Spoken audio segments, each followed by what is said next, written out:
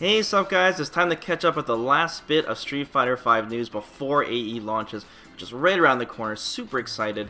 Capcom has posted one last surprise for us, as well as server maintenance info and more, so let's break this down. First, the latest news is that Sakura, the first DLC character of Season 3, will be free for everybody for a limited time.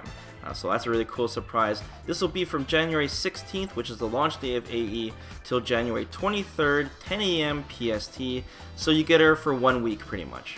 So this includes access to Sakura's prologue story, and most likely her trials too. The blog post also says you'll be able to use her costumes, so that's implying that you might be able to use her battle costumes and her nostalgic costumes too, which is great if you're planning on picking them up, if you want to see if the the colors and such.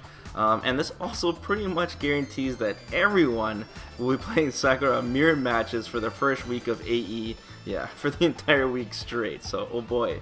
Now here's the tricky part. Once the free trial is up for the character, all the fight money and XP that you accumulated specifically through Sakura content will be gone.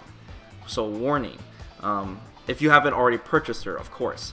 But don't panic though guys, Capcom has specifically stated that if you purchase her after the free trial is done, you will get the fight money and XP back. So now the question is, what happens if you spend that fight money on something before it gets taken down and then you have zero fight money? Will it go never mind. Anyways, some kind of exploit. But so the question is, will we be getting more free character trials in the future? I think that'd be really cool. Every time a new DLC character comes out, we get a 1 week trial, check out the costumes, the combos and stuff. But we'll see going forward. Alright, next up, with the launch of AE, we will now be able to change our fighter IDs and our country flag. So the cost is steep though, prepare yourselves. It's going to cost 200k fight money or $10. So if you guys are sick of your fighter ID for whatever reason, and you don't want to make a brand new account and keep all your content, this is the way to do it. At least we have the option. Just keep in mind that changing your country's flag does not affect matchmaking at all. I guess it affects if you join a lobby match and maybe someone thinks that's actually where you're from, then it would probably affect it. But yeah, don't worry about the matchmaking. Also, the instructions to do this whole process of changing your ID is very strict. You only get one shot at doing it.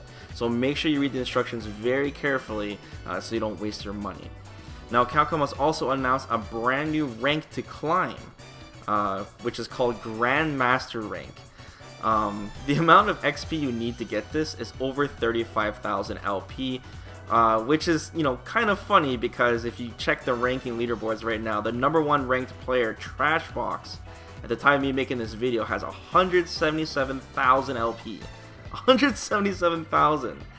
In fact, right now, the top 125 ranked players all have over 35,000 LP, so they'll be bouncing right to Grandmaster rank on day 1. So Grandmaster rank is not that big of a deal, is basically what I'm saying, and compared to the Master rank players, of course. And once again, everyone, don't panic. Your rank will carry over to Season 3. They will not be resetting the ranks. Now, Capcom has officially announced some new training mode features coming to AE, which of course were already spoiled for us if you guys have been keeping up with the news. But anyways, we will now be able to see all frame data in real time, as well as a cool new setting that visually changes your character to blue or red to display if you're plus or minus. One of the best new features coming to the game, in my opinion. We also got some overall balancing notes, which once again were kind of spoiled to us through the leaked patch notes, and of course the official patch notes are out now, but they're still pretty vague. But anyways, let me read it off. First one says, increased active frames for regular throws from 2 frames to 3 frames. We already discussed this in a previous video. Increased combo scaling for combos that include a V-trigger activation. Already discussed this in a previous video. Increased recovery for command throws. This is something that was hinted to us during the PSX build, and if you look at the patch notes, in general, every single command throw in the game has been increased to around 7 to 9 frames more recovery. It's not as crazy as we thought it'd be, where characters were literally jumping back and still being able to punish. It's more like characters with slower jumps, characters with slower backdashes and such will have an easier time punishing, and there might be some other circumstances as well, but it's not a crazy nerf to command throws. It's just they're more, it's easier to punish in general. It also says, made revisions to the hurt boxes for jumping attacks. and to the normal moves that are primarily used as anti-air. If you glance over the notes in general, every single character's main anti-air normals have been buffed in some way. Most of these anti-airs are all medium and hard strength attacks. We don't know what they did with all the jumping attacks in the game. We don't know if they nerfed all the jumping attacks or if they buffed them.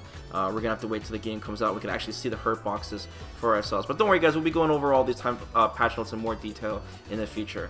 Next thing it says is change properties of moves that change the position of the character, which may affect certain combos. This one was kind of confusing, but it's in the patch notes a lot. Basically, the collision box is the part of your character that pushes the other character around the screen. It's not like a hitbox, and basically a lot of times when two attacks collide, sometimes it pushes the characters back more than it should. This usually happens on counter hit. It usually happens when you're trying to do a melee and such, and at the end of the day, all it means is that more combos and more things will be more consistent, and everyone should be exactly where they are when you're doing your combos. So there's some instances where characters will drop their combos when it's not supposed to because they got counter hit or because they did some strange move that pushed you somewhere. So yeah. And finally, we got some info on when the servers are going to be up for AE, so write this down guys. So Street Fighter V will be down for maintenance on January 16th from 5 AM till 12 PM noon Pacific Day time. Once the maintenance is done, you'll be able to play AE, assuming you downloaded the patch. And yeah, let's hope those servers stay strong. I wouldn't be surprised we have some server issues on that first day. It's going to be like launch day all over again. There's going to be a lot of people logging in. So yeah, make sure you pre-download that patch. And also keep in mind that whenever Capcom gives us like server maintenance time, usually the servers go up a little bit earlier than they state. So keep on your toes for that. I'm super excited. I can't wait to stream on day one. And yeah, guys, don't forget to subscribe to the channel. Of course, we're going to be blowing up AE like crazy. Combos, guides. I mean, we're going to be going through it all. I'll be streaming a lot. And don't forget to like the video, guys. It helps. So, till then, guys, I'll see you guys again next time. Take care.